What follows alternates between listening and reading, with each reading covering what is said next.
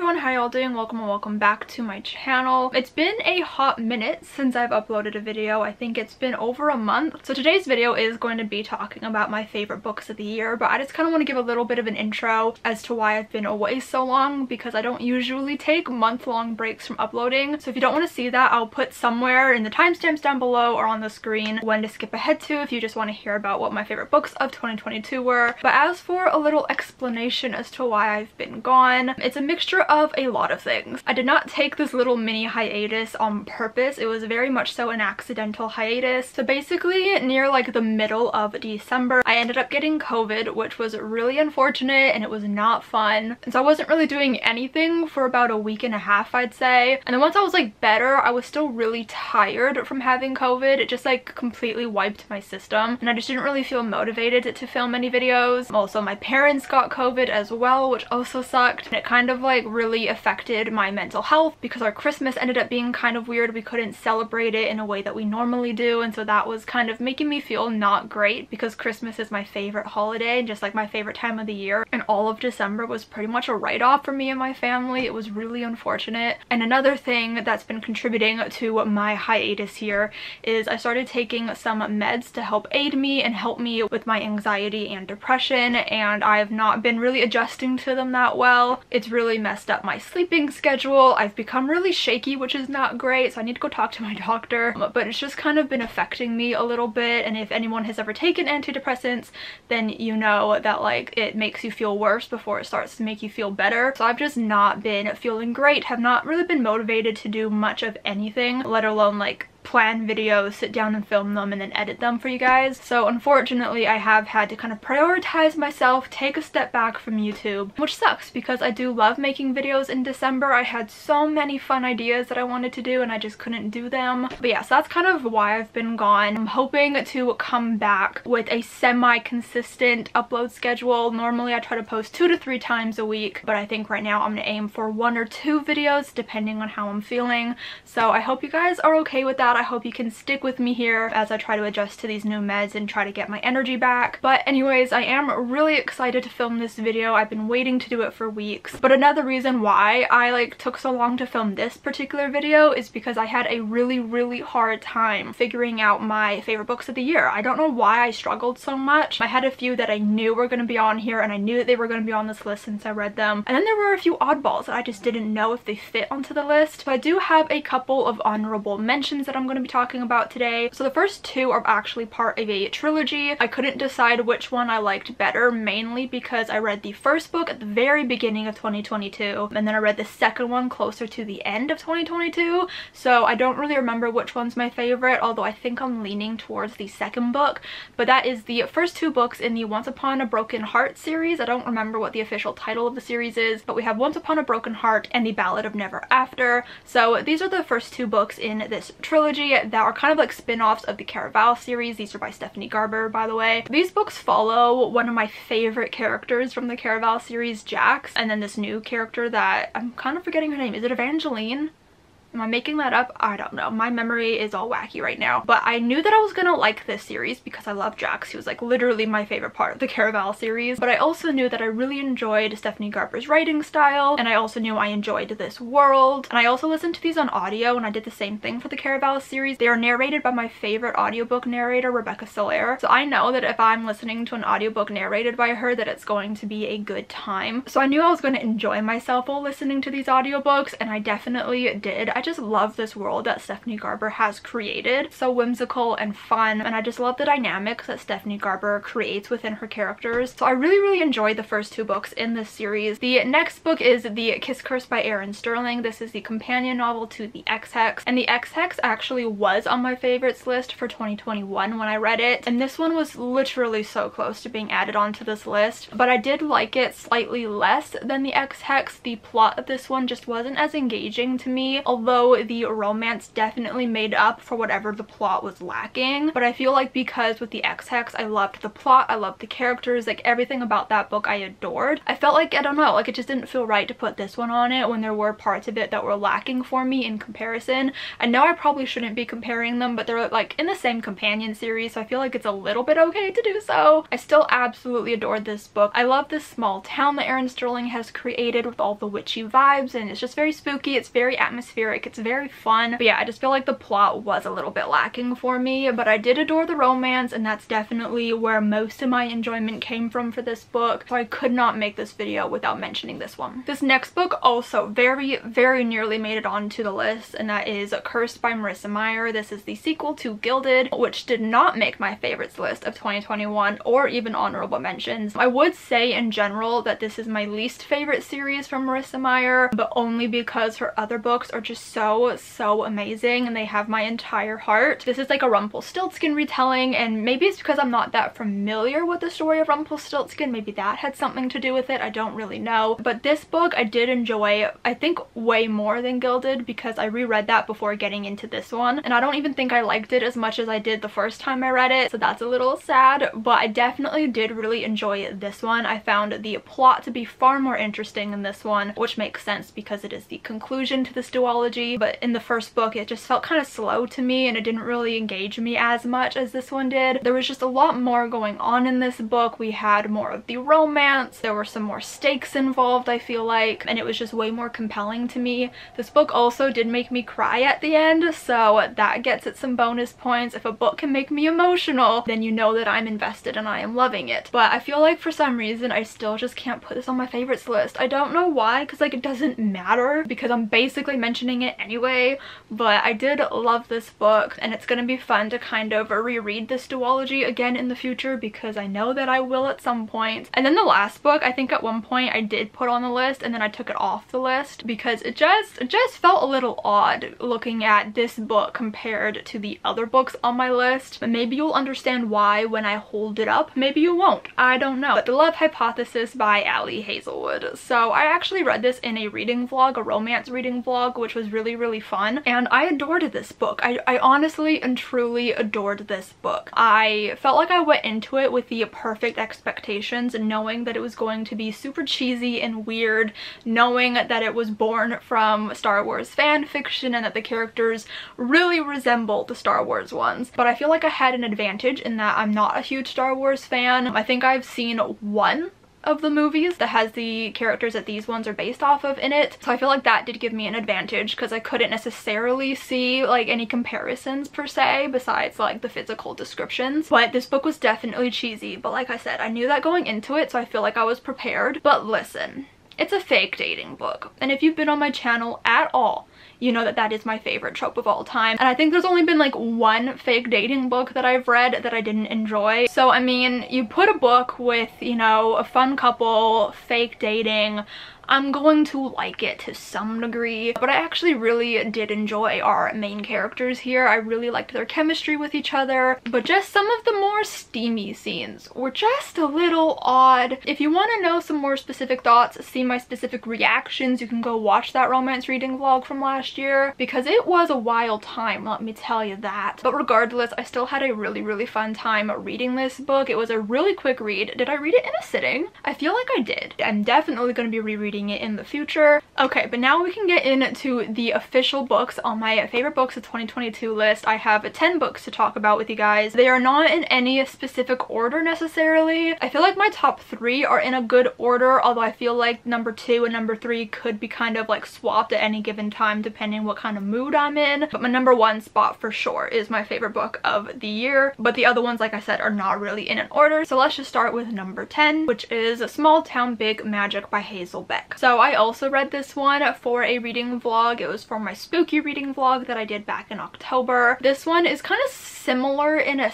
sense to like the X-Hex series, where it's one of those romance books with just a hint of magic in it. This is the first book in a duology. I think it might end up being a trilogy, but I think it's a duology. But I really enjoyed this book. I didn't really have any expectations going into this. I was sent this arc from the publisher, but I hadn't heard of it prior. I've never read anything from this author before, so I didn't really know what to expect going into it. But I had a really fun time. I also think I read this one in a sitting. I know that I stayed up really late reading it because I just could not put it down. Just like with like the Kiss Curse and the X-Hex, I really love the small town vibes with like the hint of magic thrown in there. There's some really fun vibes with our character not knowing that she's a witch. Like her memories were erased of ever being a witch, but all of her friends are witches and they are aware that she is a witch, but they have to kind of like keep the secret from her until one day she gets attacked by like a magical beast, and so her memories start coming back and her friends tell her everything, and it's just really fun vibes. I really loved the romance in this book. It was so cute. It was kind of like friends to lovers.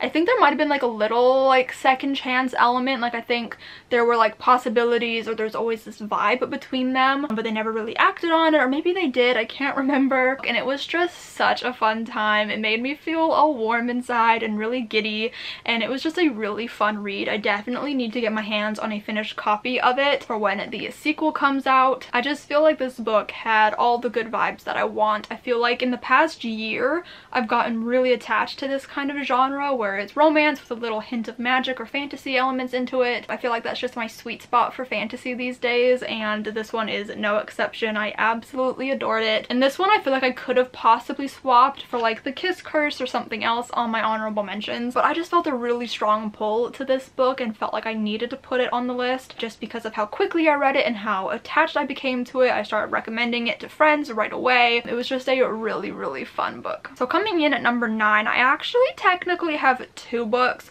I have one that I think is a favorite a bit more over the other. When I did my bullet journal spreads for my favorite books of the year, I only put one of them on there, but I thought it was worth mentioning both of them. So the books that I'm talking about are How to Love Your Neighbor and A Guide to Being Just Friends, both by Sophie Sullivan. These are the second and third books in this Jensen Brothers trilogy. The first book was one of my favorite books of last year. I absolutely adored it. So How to Love Your Neighbor came out in 2022, and A Guide to Being Just Friends I think actually just came out like yesterday as I'm filming this video, so a couple of days for you guys. But I went to the author's book signing because I'm friends with her daughter and with Sophie Sullivan herself, and so she ended up giving me an extra ARC copy that she had at the event, which I'm so grateful for. Still can't believe I have it, and I can't wait to have my finished copy in my hands because it's going to be so pretty. If I hadn't read this book this year, this one definitely would have made the list, but because I did read this one this year, I feel like I did like aspects of it a little bit more than How to Love Your Neighbor. But I did want to mention both just because this one didn't come out in 2022, so I just want to talk about both of them a little bit. So How to Love Your Neighbor has such good vibes in it. It's kind of like, not, I wouldn't say it's like necessarily enemies to lovers, but our two main characters do kind of get off on the wrong foot, but then they have to like work together throughout the book, and it's a slow burn. Not as slow burn as I would have liked, if I'm being honest. I would have preferred it to be drawn out just a little bit longer, but having read the entire book, I'm not that mad at how it actually ended up happening because we did get so many good scenes between the two characters, and I really enjoyed seeing their relationship develop. I also just loved the vibes of it. I feel like I've said vibes a lot in this video, and I'm so sorry for that, but our main character Grace is studying to be an interior designer, and then Noah is a real estate developer. So throughout the book, Grace ends up helping Noah kind of design parts of his house to be in a magazine. It's a great opportunity for her, great opportunity for him, and then they end up falling in love throughout the process. It's really fun, really great, but like I said, my only kind of gripe with it, it's not even a gripe, is that it wasn't as slow burn as I was wanting, especially since it like mentions it being a slow burn on the back. It just wasn't quite a slow burn as I would have liked given that like kind of blurb on the back, but still absolutely loved the execution of this novel. It was so fun. Really adored the chemistry with the characters. We also got cameos of the characters from the first book, which I really loved. So all in all, a really great time. However, this one, A Guide to Being Just Friends, did have the slow burn a bit more like I was expecting from this book. It did take quite a while, I feel like, for things to start happening, and then even when they did start happening, happening.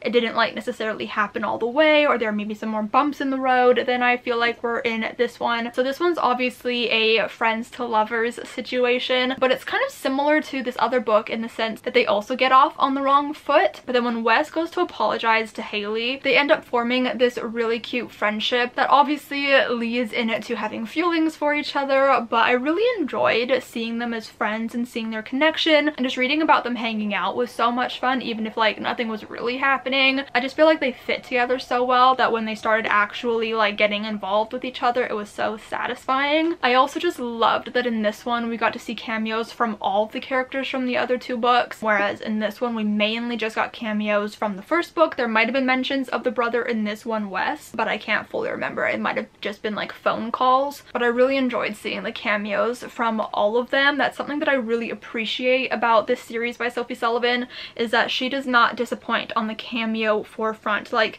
I would say that they're like more characters in the story than cameos necessarily, because they do show up quite often. They are in a full-on multiple scenes with our main characters, and they do play like roles in the story, and I just appreciate that so much. Like, it's not like a little blip of them being like, hey, and then they leave. They actually have active roles in the story. They interact with the characters a lot. They form connections with them, and I really adore that. And then I feel like what really tipped this book over the edge for me to be out this one to like officially be on my list is the epilogue. The epilogue was the most magical thing I've ever read. I think it's my favorite epilogue I've read in a long time. It made me cry. It made me really happy. It gave me literally everything that I wanted and more from the end of this book. There was something that I was really hoping to happen by the end of this book, and I got more than I originally wanted, more than I ever thought I would be given, and I am so grateful to Sophie Sullivan for writing the ending the way that she did, because it gave me everything. Like, it gave me all the feels. It made me cry. I was literally so happy. So I feel like that really pushed this one over the edge. I'm obsessed with it. I'm so happy that this book is out and the rest of the world can read it. So if you guys have not yet picked up this series, I highly recommend it. The first book is 10 Rules for Faking It. Definitely recommend this trilogy. I am obsessed with it, and these books were just so much fun. I had to talk about them. The next book I am so excited to talk about, and it is The Dead Romantics by Ashley Poston. This was actually the first Besties and Books book club pick. Me and my friend Alyssa started a book club in 2022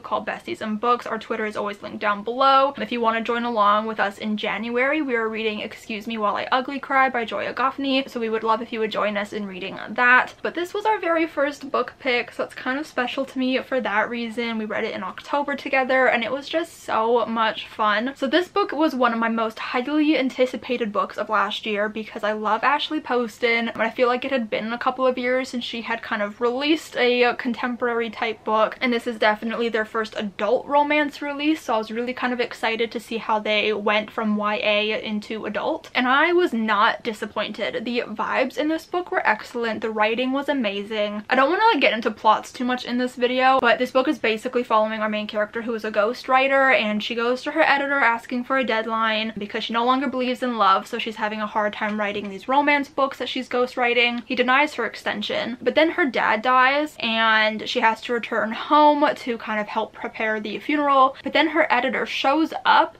at the funeral parlor her family owns, but he's a ghost. So she not only has to prepare for her dad's funeral, but she also has to help her ghost editor figure out why he's still there, figure out why he has unfinished business. And it is such a good read. It's got some twists and turns in there, which is a lot of fun. It's really sad, which for some reason I wasn't expecting going into it, because I think I was so excited about the like dynamic of a ghostwriter like falling in love with her ghost editor. I was just so wrapped up in that my brain totally like glossed right over the fact that like her dad died and she's preparing his funeral. Like, of course that's going to be a sad book. But I didn't even think about it going in. I was like, romance, sign me up. But this book is sad, so be prepared for that. This book is sad. The dad dies, so trigger warning for death of a parent, obviously. But I feel like what Ashley Poston did so incredibly well with this book was balancing the sadness and the grief that our main character was experiencing with the loss of her dad, alongside the cute romance that was brewing and also being incredibly funny. This book just has everything in it. Like, it can make you cry, it can make you laugh, it can make you smile, it can make you giddy. It just had absolutely everything. I kind of felt felt like I was on a little bit of like an emotional roller coaster reading this book because it truly did just have everything in it. So yeah, this book was such a good read. I really enjoyed it. I'm really looking forward to reading more adult romance from Ashley Poston. I believe she has another one coming out this year that I am so excited for. But I really loved this book. I'm so happy that I loved it because it was one of my most anticipated books of 2022. And coming in at number 7 is You, Me, and Our Heartstrings by Melissa C. This is a YA contemporary debut novel. It was so cute. Like, I think it's been quite a while since I've read a YA contemporary that is just so sweet and pure and like innocent. I also read this book in a sitting. I actually had an ARC of it, so all my tabs and things are in the ARC copy, but this is my final copy and it's so beautiful. And I just feel like everything about this book was done so well. Our main character has cerebral palsy. It is an own voices novel, as Melissa C also has cerebral palsy, but then the love interest Noah also has an anxiety disorder, and Melissa C does as well. So we have some great representation in this book, which I really enjoyed. Some really great conversations. They were just also so freaking cute together. Like I said, it was such an innocent and pure relationship. It was adorable, just all their little moments with each other. There's a scene with flowers near the beginning, which is kind of signified by the flowers he's holding here, that just gave me all of the feelings. I was fangirling so hard. It was just so adorable. But while this book does deal with some harder topics, harder conversations, overall the feelings of this book are just happiness and joy, and it was just a really fun, sweet read, and it was just such a pleasant reading experience. I had such a fun time reading it. Okay, coming in at number 6 is Heartstopper Volume 2. I would put like the whole series on here, starting from Volume 2 through Volumes 4, because I read Volume 1 back in like 2018, I think, but I wanted to just put one book on here specifically, and I do believe that Volume 2 was my favorite out of the 4. If you did not know, the Heartstopper TV show on Netflix came out in 2022, and it covers the first and second volumes of the graphic novels, and so this one is kind of like the back half of the show, and those were some of my favorite parts in the TV show. And so when I finally read this after watching the show, because I didn't realize it covered the first 2 graphic novels, I was so excited to see where my favorite scenes originated from, how they looked in comparison to the TV show in the graphic novel, and I think this is just the one that brought me so much joy to read from. I'm obsessed with Nick and Charlie, obsessed with the entire cast of this graphic novel series, obsessed with the TV show, definitely one of my favorite shows of 2022 as well. I just think Alice Oseman did such a great job creating this world, creating this really cute relationship between Nick and Charlie. And also,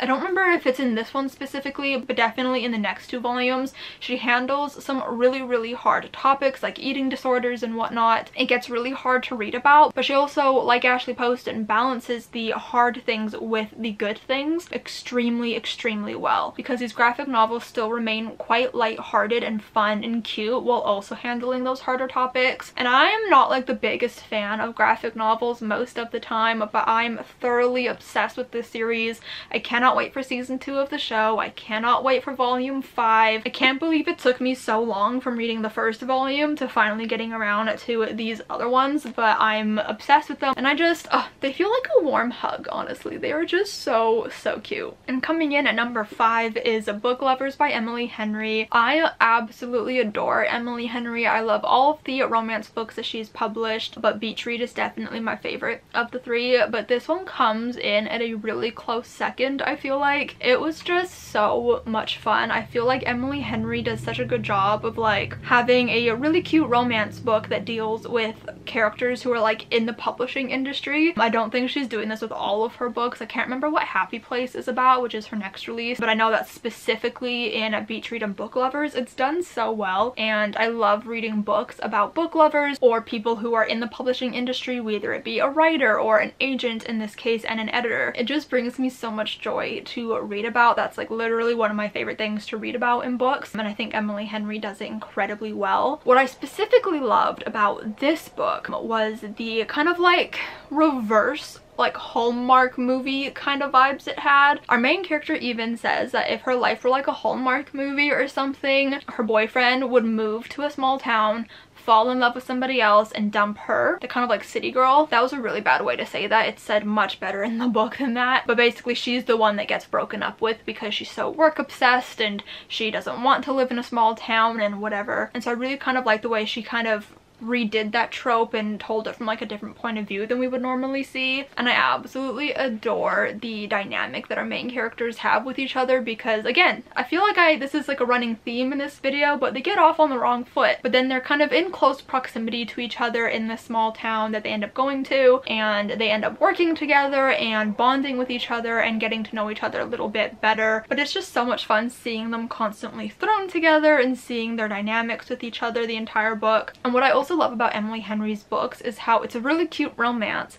but each character individually both have like their own demons and things that they are working through, and I always find that I can deeply connect to all of her characters and find a piece of myself in them that makes me really emotional. And there's a lot of lines in all of her books that really hit home for me and honestly hurt a little bit, which is kind of rude, but I'm just absolutely obsessed with it. Like, they are fluffy romances, but there's just like an extra layer of depth to them, which I really enjoy. So I just absolutely adore this book, adore all of her books. It was just a really fun, quick read that was just really cute. It was really cute. We're almost done, kind of. So coming in at number 4, I feel like is no surprise if you've seen some videos from me, maybe back in the fall time.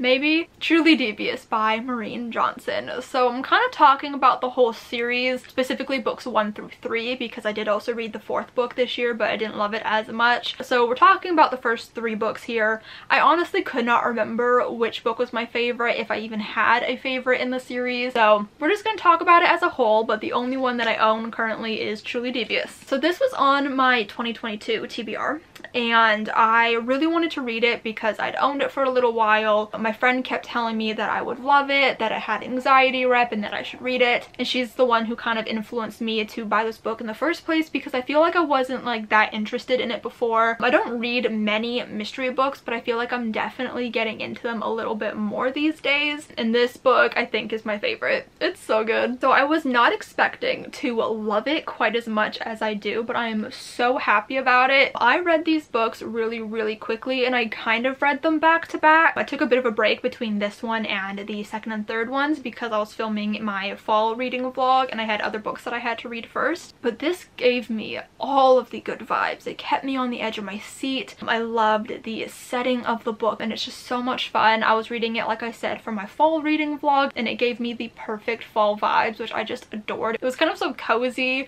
I say that as if there weren't like murders happening, which is definitely not cozy. But other than that, the vibes were cozy and fun. I really loved this whole cast of characters. Stevie I related to so much in terms of her anxiety, but she was just also so much fun to read about and to be in the head of, because she is the narrator. It was so much fun to kind of see how her mind works and how much she loves mysteries. I always love when main characters have really interesting hobbies. Her hobby is solving mysteries, and she's incredibly good at it, and she's incredibly dedicated to it, and it's just so much fun and it's so interesting to read about. I also really loved David, who is kind of her love interest. I'm obsessed with them, obsessed with him. Another standout favorite is Nate. I feel like he was just the perfect amount of comedy relief, but he also kind of had some anxious tendencies. He was kind of like a homebody. He's a writer, which I really enjoyed reading about, and he kind of like had like this best-selling novel, and now he's kind of having writer's block for the sequel that his publisher is wanting from him, and that was just also really fun to read about as a writer myself. And it was just, the vibes were so good, and like I said, it kept me on the edge of my seat, tip of my toes. I just really wanted to know what was going to happen with this mystery that was going on. I filmed vlogs for this series, so we have the fall reading vlog where I was reading this book, and then I did a vlog where I was reading the second and third books. I filmed my reactions, and they were so funny, not only for me in the moment to like actually genuinely be experiencing these things, but it was funny to watch back when I was editing it to just see how like reactive I really was. This book, yeah, it just kept me on the edge of my seat. I absolutely adored it. It had the fun characters, a good romance, it had a really interesting plot. I love this series so much. This was definitely like one of the most surprising favorites of the year. I was really hoping I would like it, but I did not think I would be this level obsessed with it. I love it so much. I'm never gonna shut up about it.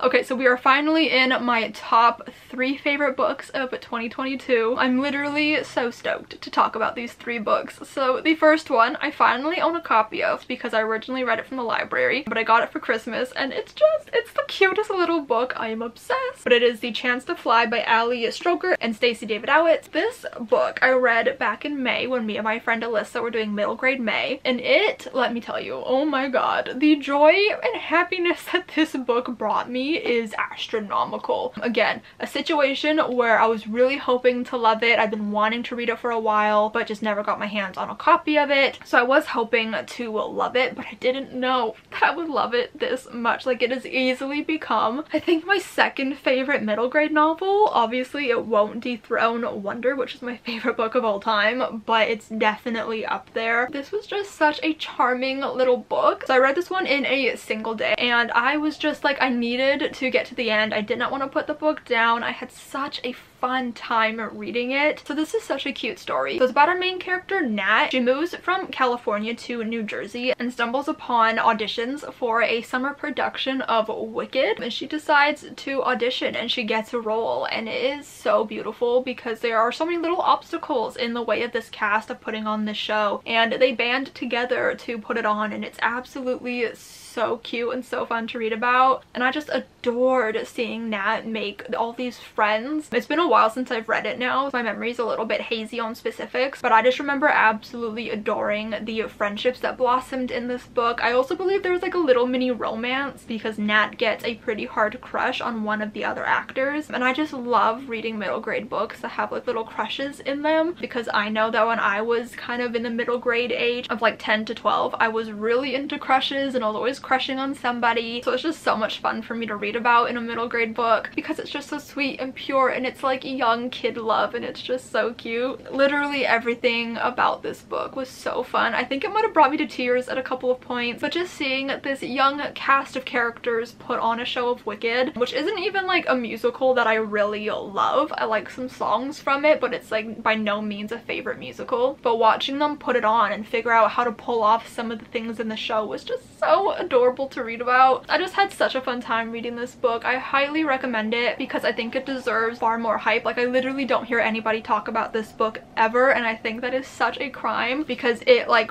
immediately when I finished it, I knew it was gonna be like at the top of my favorite books of the year, and it stuck with me the entire year. I thought about it all the time, and like I said, if this book was not on your radar, it is now, so pick it up, go read it. It is absolutely amazing. Okay, top two books. Coming in at number 2 is A Show for Two by Tashi Bhuiyan. So if you guys were on my channel last year, Counting Down with You by Tashi Bhuiyan, her debut novel, was my number 1 book of last year. I was actually kind of nervous for this book just based on how much I absolutely adored Counting Down with You. I was scared that this book wouldn't kind of live up to the expectations that I had set based on that other book. So I was kind of nervous that I wouldn't love it as much. But from the second I started reading it, I knew that I was gonna be obsessed with it. I read it again in a single day, just zoomed through it, stayed up late to finish it. The premise of this book is so fun. Like, how could you not have fun reading this book? It's loosely based off of an experience that Tashi Bhuiyan had in high school, where Tom Holland went undercover at her high school as a regular American student to prepare for his role as Spider-Man,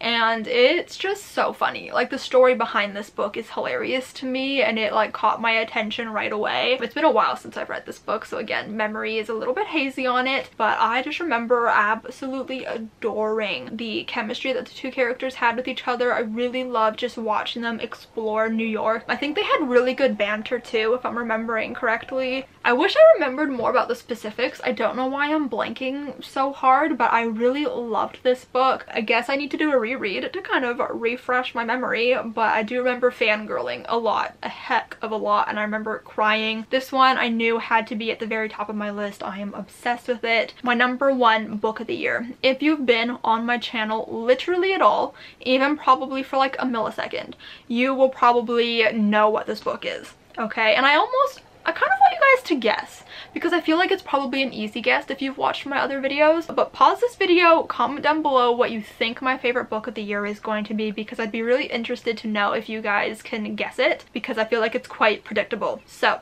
pause this video, take this time to comment down below what you think my favorite book of the year is. But my number one favorite book of 2022 is obviously Talk Flirty to Me by Livy Hart.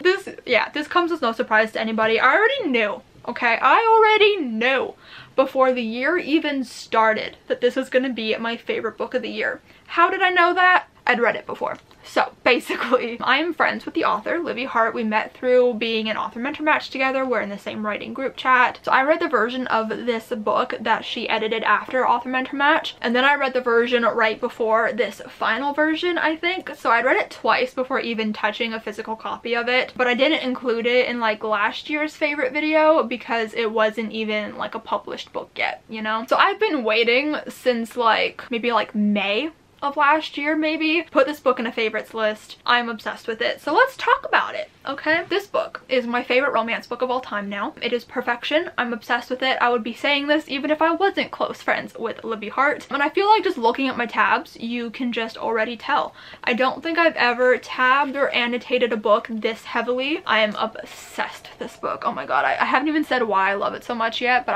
I'm so overwhelmed with my love for this book that I feel like I can't even coherently talk about it anymore because I've talked about it so much. Whew, deep breath. Okay, let's talk about it. So this book, if you are unaware, is perfection, but it basically has so many good tropes in it. So we have second chance romance going on, we have brother's best friend vibes going on, so already two amazing tropes. But we also have like close proximity as well. But our main character, Piper, is an audiobook narrator, but she's kind of in between jobs right now. She comes home to be with her mom while she is pregnant. Kind of like a Cheaper by the Dozen kind of vibes for the family, which is just literally so much fun to read about. Like, it's one of the best families that I've ever read about in a book. And she ends up running into her high school sweetheart, her ex-boyfriend Sam, who they kind of did not end on good terms, but he is still her brother's best friend. So he ends up telling her that he's coming to her house for like this get-together her family is having the next day, and so they end up being in forced proximity with each other. But she ends up finding out that there's an audition happening, but she finds out that it's a two-person narrator job, so she needs a partner to go into audition with her. Nobody is available to do it with her except Sam. So she ends up reluctantly asking for his help, and he goes along with it, but they have to end up recording this very erotic audiobook together in very close quarters, and it kind of brings up a lot of old feelings. The tension in this book is literally perfection. It's done so well, and I'm not even joking when I say that Livy Hart has some of the funniest, wittiest, most clever writing I've ever read. I have a million orange tabs in here. Like, there are a lot, because she just has so many funny moments, funny lines, things that are just so clever that I don't know how she came up with them. Like, I am constantly in awe of her writing and how clever she is. Like, it'll never make sense to me, because I find being funny in a book so incredibly difficult, and it seems like she just does it with such ease. It is such a delight to read. But there's also like some sad moments in here as well, but mainly it's really freaking cute. There is so much fun in here because they're both trying to be professional and not have feelings for each other. They don't want a repeat of high school. There are just so many good vibes in this book. The sex scenes are really great. They're really steamy. They're fantastic. Like, there's a scene in a closet. There's a scene in a car. You guys are not ready. Oh, it's got the one bed trope. It's got so many good tropes in here. I'm telling you, if you've not yet read this book, if I personally have not yet convinced you to read this book, then I'm clearly not doing something right, because this book is everything to me. It is absolutely everything to me. So I'm begging you to read this book. This book is excellent. It is everything to me. It is perfection. It is funny. It is cute. It is so witty, so steamy, tension filled. The chemistry is great. The family dynamics are great. There is just so many things to love about this book. I wish I could just own like an entire bookshelf of just this book, just so I could stare at it all day long. It is absolutely stunning. So yes, this is my favorite book of the year. I'm obsessed with it. But yeah, I hope you guys enjoyed this video. If you did, make sure to give it a huge thumbs up. Comment down below and let me know what your favorite book of 2022 was, because I'd really love to know. Subscribe if you have not yet already, and I will see you guys next time.